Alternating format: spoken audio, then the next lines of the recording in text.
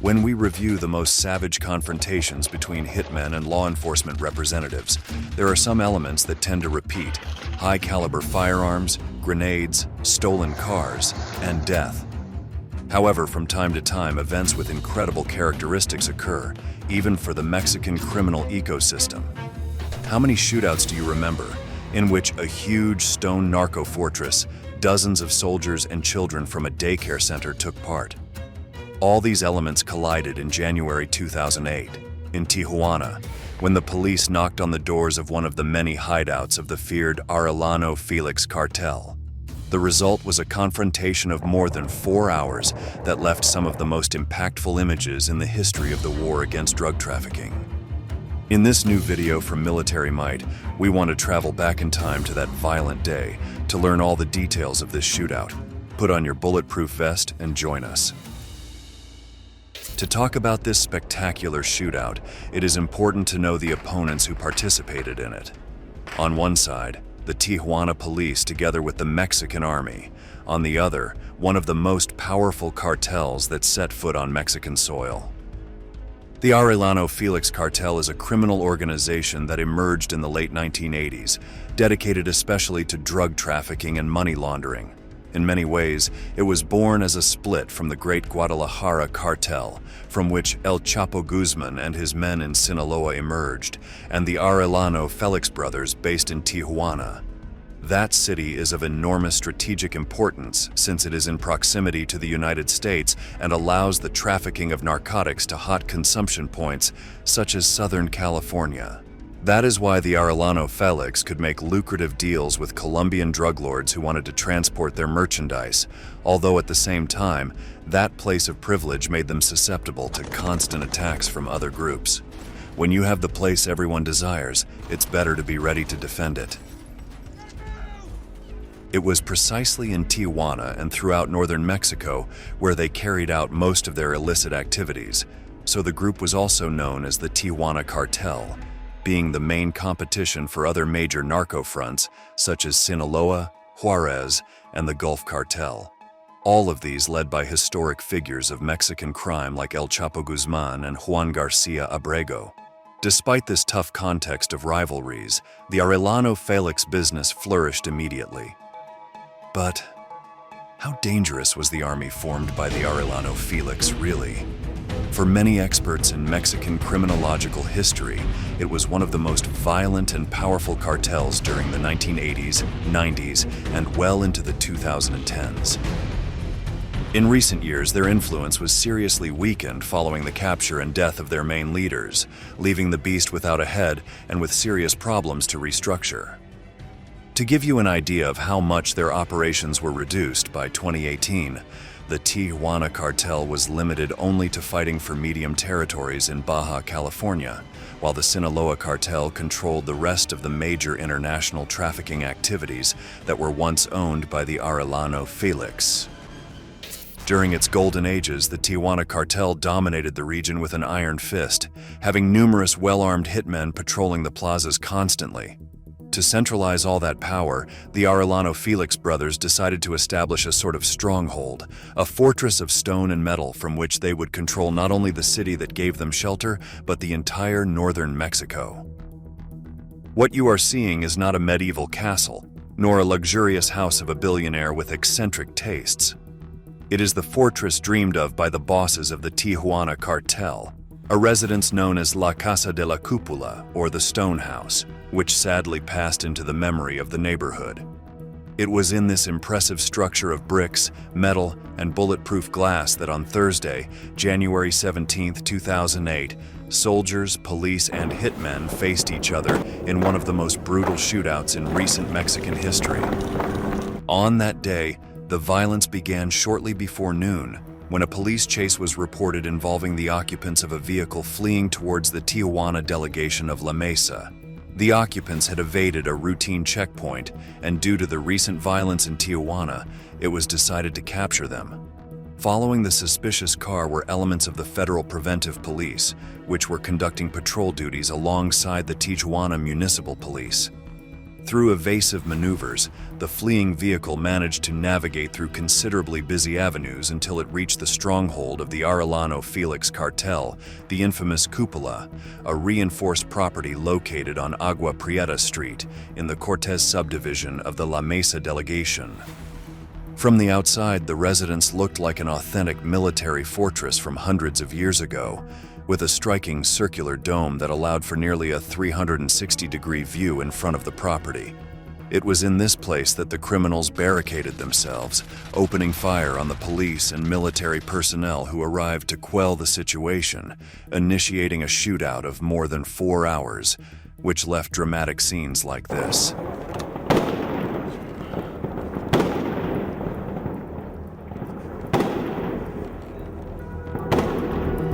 A pickup truck from the Federal Preventive Police Unit was parked right in front of the property.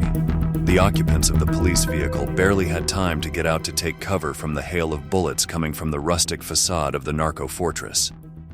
As we mentioned earlier, the Arellano Felix hitmen had a vast arsenal that included handguns, rifles, and even machine guns. Much of this destructive material came from arms trafficking, one of the most profitable illicit activities that can be carried out on the border with the United States. In Uncle Sam's lands, lax laws and easy access allow buyers associated with cartels to obtain all kinds of weaponry, which they later send across the border in multiple ways. That's how high-caliber weapons ended up in the hands of the soldiers entrenched in the Tijuana dome. It can be assumed that in such a situation, the first attitude of the police should be to contact their superiors and request reinforcements immediately. But on that day in 2008, it was especially complex because the criminals managed to intercept several of the radio frequencies of the municipal police, thus hindering the organization of effective resistance. At times, the tactic of the criminals was to obstruct the frequency by constantly playing narco corridos from a radio transmitter inside the dome. Narco corridos are songs that narrate and celebrate the adventures of Mexican criminals. These verses played inside the police cars of Tijuana, while on Agua Prieta Street, bullets flew and the screams of frightened neighbors could be heard. The music was interspersed with threats indicating that a convoy of units with hitmen ready to rescue their comrades was heading to the Cupola house, who were facing gunfire in all directions, confident that the bullets of the police could not penetrate the fortress. Meanwhile, the police had to opt for an alternative communication route, using their Nextel radios to primitively organize a response operation against such offensive capacity of the Tijuana cartel hitmen. What's truly incredible is that in this action scene there was still one more dangerous element, one that seems to come straight out of the best Hollywood movies. A few meters from the infamous Narco Dome, there was a nursery and school that housed dozens of children of various ages. Unaware of the number of hitmen inside the house and the extent of the retaliations promised by the convoy of narcos through radio waves, the police officers had to evacuate all the children.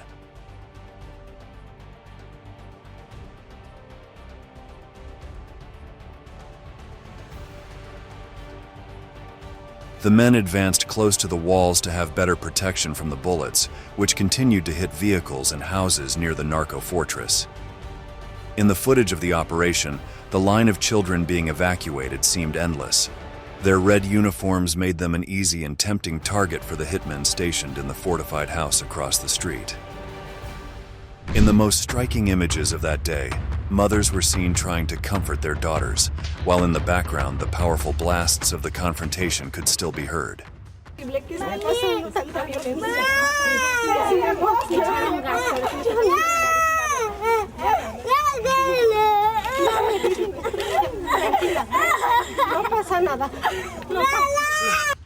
The evacuation of the nursery was one of the most tense moments of the entire operation.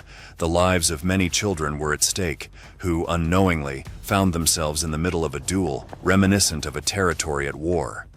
Fortunately, no injuries were reported among the children, but the image of armed police officers taking cover from gunfire with children in their arms was engraved in the memory of all Mexicans who followed the news in 2008. This is how this girl, who had just been evacuated from the area of violence, describes her experience. ¿Qué fue lo que escuchaste tú? Balazos. ¿Muchos balazos? Sí. que hagan algo los soldados, los policías, porque por las vidas inocentes que son los niños. Once the first hour of the confrontation had passed, several units of the ministerial police and the preventive state police arrived at the residence, adding agents from other municipalities to confront the criminals, who continued threatening over the radios and indiscriminately opening fire. In one of the many threats, police chiefs were urged to clear the way for the hitmen to flee. Otherwise, the families of all would be targets of the Tijuana cartel's vengeance. Meanwhile, Mexican army soldiers equipped with grenades and high-powered rifles sought the most direct route to enter the area of the confrontation. The problem was that they also had to contain the neighbors seeking news about their relatives and their properties.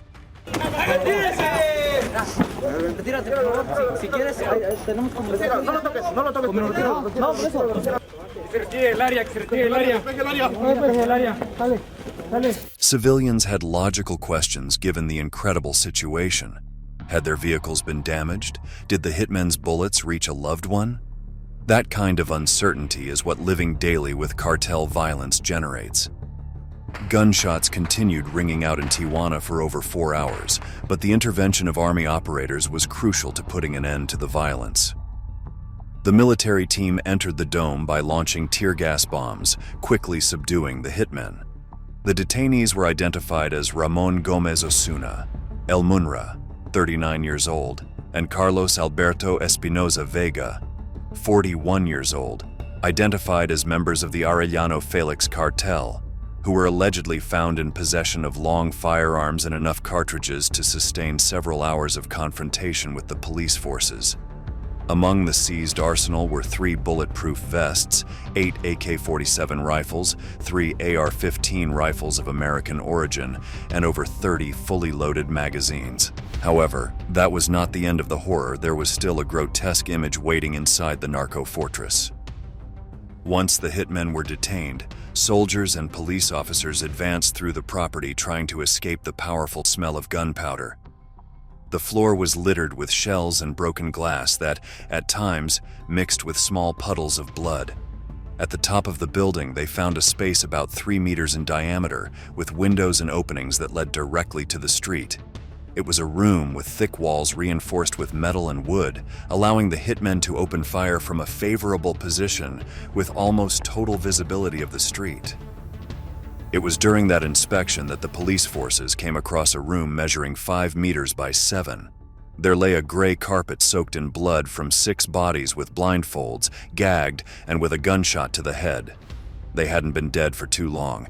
It became evident that they had been executed minutes before the Mexican army managed to enter the residence. The blood was still warm, and the flies had not yet done their job on the lifeless flesh.